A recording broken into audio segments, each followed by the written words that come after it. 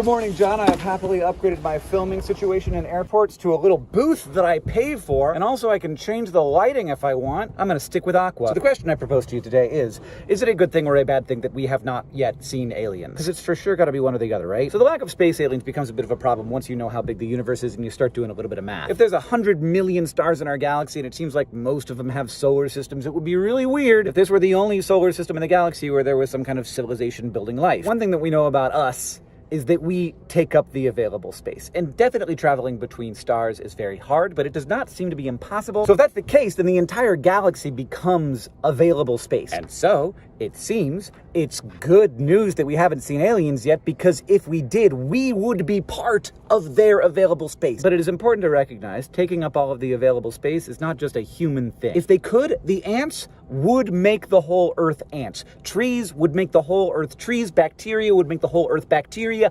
Camels would make the whole Earth camels. That's not a human thing. That's how genes work. So given that one, all life that we know of takes up all of its available space, and two, we are not yet part of someone else's available space, we have, I think, three options. Number one, we can definitely say with absolute certainty that it is possible for a thing like humans to happen in the galaxy, because it's happened. I'm sitting in a pod at an airport, so that's possible. However, the universe is 13.7 billion years old, and while life on Earth has existed for about 28% of that time, which is a lot, civilizational life has existed for a vanishingly small amount of time, just a couple 100,000 years on the outside. Life on Earth is not a blip, but we are a blip in terms of time. So it is possible, and I do not love this, that while it does happen that civilizations occur in the universe, they do not last very long. We would conquer the galaxy if we had the time, but we simply do not. We do not have the time because things like this just don't last. This is talked about a lot in the sort of communities where this stuff is discussed. There's even a term for it, that there's a great filter. So the great filter is just the thing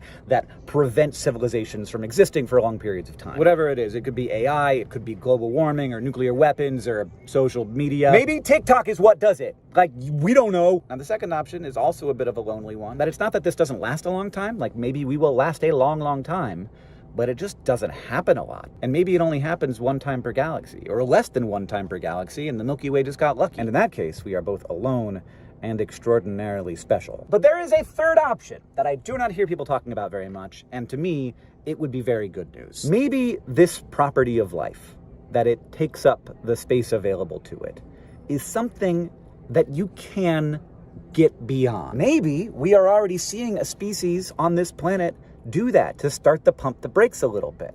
Maybe that species is us, the first species ever that's starting to think about not just taking up the available space. Is it possible that sufficiently advanced species with sufficiently advanced philosophies and societies start to think more about quality than quantity? Maybe there are a lot of civilizations in the Milky Way, but maybe they don't take up a lot of space. Maybe they're just not very loud. Maybe they found a way to put a brake on their instincts, and maybe we, right now, are in the very beginnings of a similar shift. And in that case, maybe someday we will solve the Fermi paradox by becoming its solution, and that would be pretty cool. And since I have 6 seconds left in the timer, John, I'll see you on Tuesday.